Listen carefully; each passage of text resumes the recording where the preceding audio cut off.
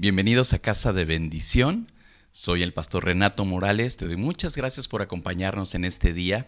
El tema que vamos a abordar es acerca de la Semana Santa. Espero que te sea de bendición.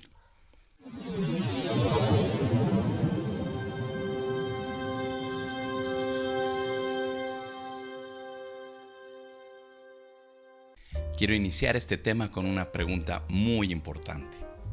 Para ti, ¿qué significa la Semana Santa?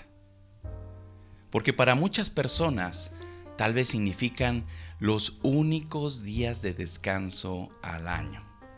Para otros pueden significar vacaciones, playa, olor a bronceador de coco, sol. Para otros, los que viven en la Ciudad de México, esto puede representar los días más tranquilos de la ciudad, ya que muchos salen a diferentes destinos turísticos. Para los de Iztapalapa puede significar una gran tradición, representar por las calles la pasión de Cristo. Para otros puede simbolizar un cambio en la dieta, porque cada año lo hacen por seguir algunos aspectos religiosos. Para otros implica la única semana del año en que piensan en Dios o en la religión. Pero ¿sabes lo que significó para Jesús? Y de eso te voy a hablar en este momento. Lo que conocemos como Semana Santa realmente fue los últimos días de vida de Jesús, su última semana de ministerio, la última semana de lo que Él pudo hacer con sus discípulos. Fueron 3 años del ministerio de Jesús una vez que fue bautizado por su primo Juan. Así es que lo que queremos rescatar en este momento son algunos aspectos, sobre todo en las emociones de Jesús, para él qué significó esta última semana de su vida. Y recordamos esa entrada triunfal a Jerusalén. Vemos aquí en el pasaje, en los evangelios narra estos acontecimientos. Específicamente vemos en el evangelio de Mateo, a partir ahí del capítulo 21 precisamente, los últimos capítulos narran todo lo que vivió y sufrió Jesús. Pero esa entrada triunfal, tú la recordarás y la conocemos como Domingo de Ramos. Precisamente es esa algarabía, esa fiesta donde las personas, el pueblo tendía esas ramas, esas palmas para que Jesús pasara montado en un pollino, en un asno. Esos gritos, esa fiesta, esa algarabía, días después iba a cambiar.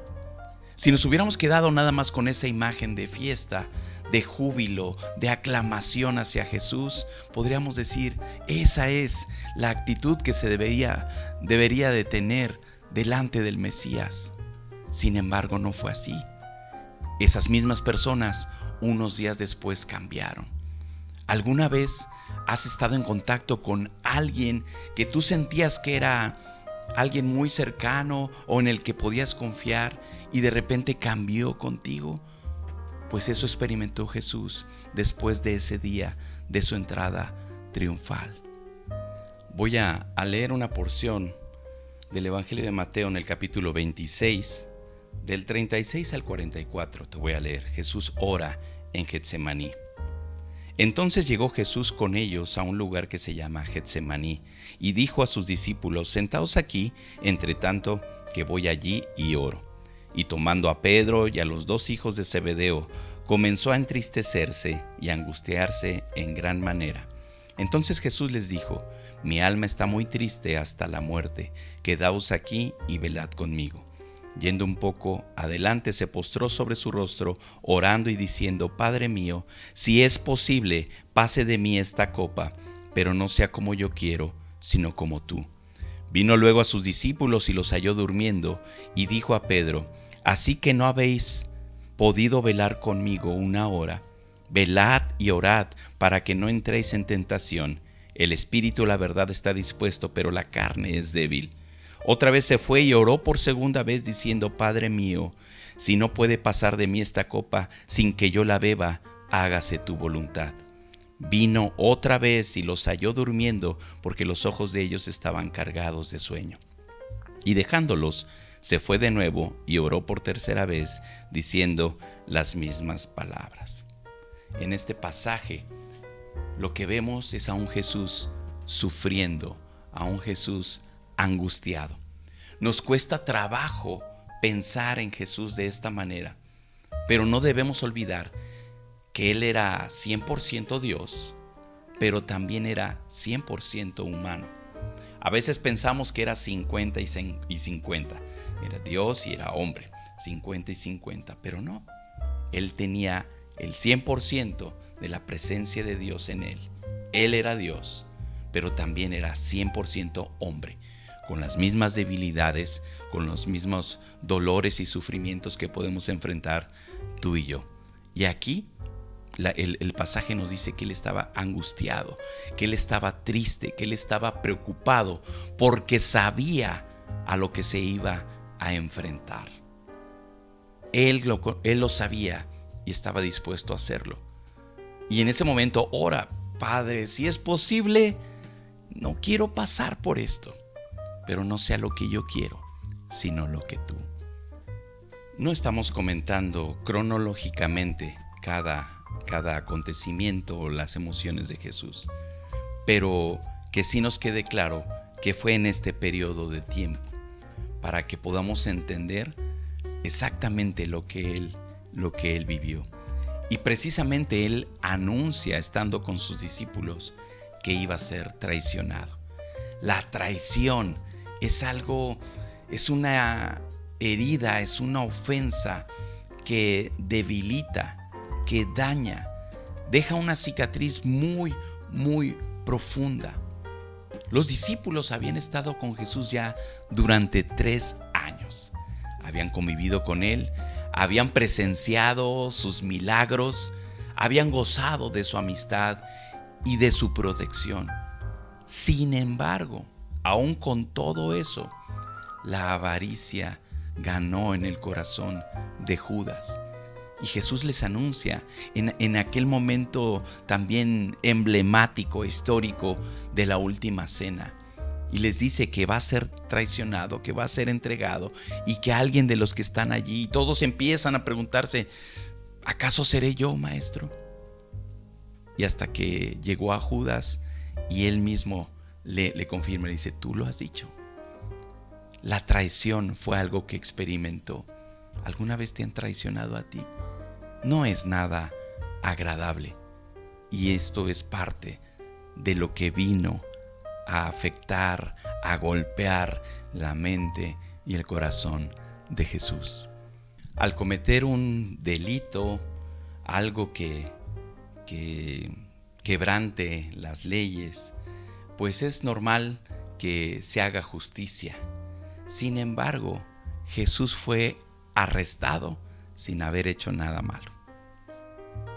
Esa injusticia, esa vergüenza de haber sido arrestado como el peor de los ladrones o de los criminales, realmente es algo que no va con el carácter y con lo que Jesús representa. Sin embargo, Él tuvo que pasar por eso. Llegaron a arrestarlo después de que Judas lo traiciona y lo vende por 30 monedas de plata.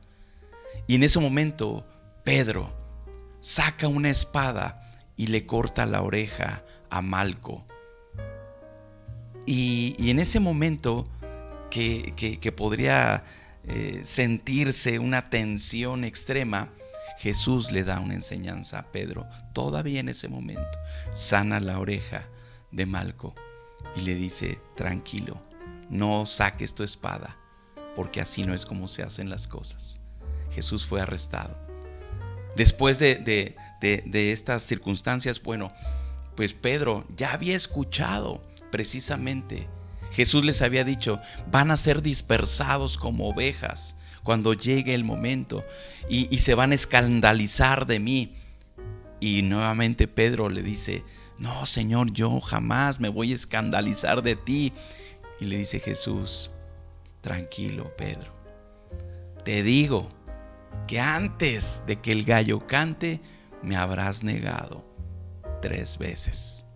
En ese momento Pedro no lo entendía Y tal vez él puede decir, jamás lo voy a hacer, Señor. Sin embargo, lo que experimentó Jesús precisamente fue esa decepción de un gran compañero, de un gran amigo, de un gran discípulo que estuvo a su lado y lo negó.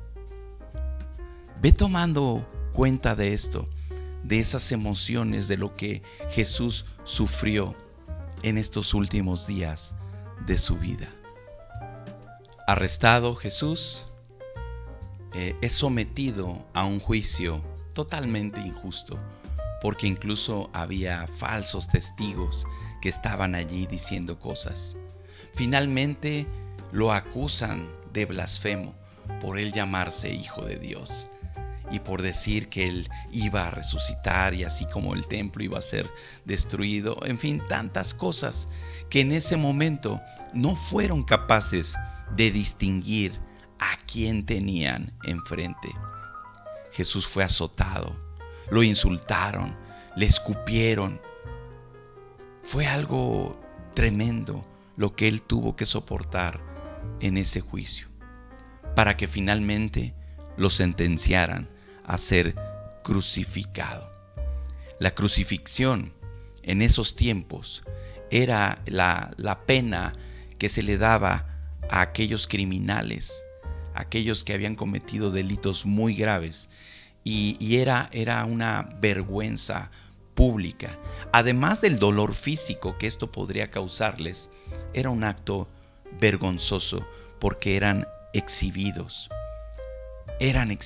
y Jesús fue clavado en una cruz sin haber cometido delito alguno, sin haber tenido ningún pecado.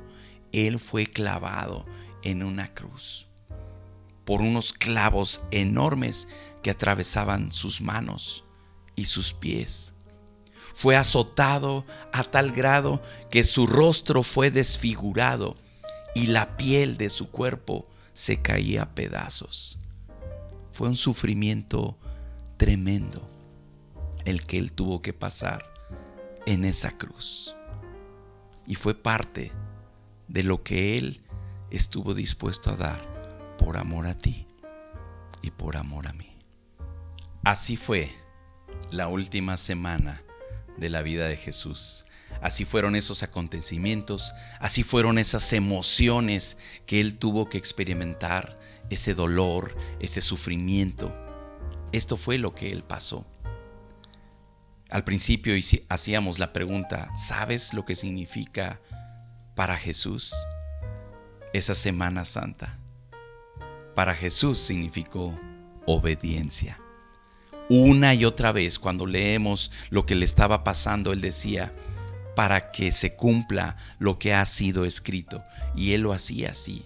Cuando oró en Getsemaní, Señor, yo sé que yo no quiero pasar por esto, pero que se haga tu voluntad. Siempre muestra su obediencia al Padre.